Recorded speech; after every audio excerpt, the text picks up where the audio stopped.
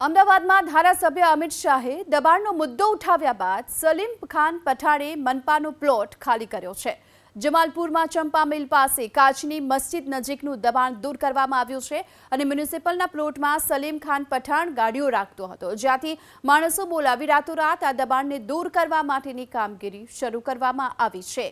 તો જે બે અલગ અલગ દ્રશ્યો આપ જોઈ શકો છો કે અહીં જે જમાલપુરમાં ચંપા મિલ પાસે આ કાચની મસ્જિદ નજીક જે દબાણ કરવામાં આવ્યું હતું અને હાલ તો આ દબાણને હટાવવાની કામગીરી શરૂ કરી દેવાઈ છે। મ્યુનિસિપલના પ્લોટમાં સલીમ ખાન પઠાણ જે પોતાની ગાડીઓ રાખતો હતો અને રાતોરાત જો કે ત્યાંથી માણસો બોલાવી અને આ દબાણોને દૂર કરવા માટેની કામગીરી તેમણે શરૂ કરી છે। જમાલપુરમાં ચંપા મિલ પાસે કાચની મસ્જિદ નજીકનું દબાણ દૂર કરવામાં આવ્યું છે અને મ્યુનિસિપલના પ્લોટમાં સલીમ ખાન પઠાણ ગાડીઓ રાખતો હતો, જ્યાંથી માણસો બોલાવી રાતોરાત આ દબાણને દૂર કરવા માટેની કામગીરી શરૂ કરવામાં આવી છે।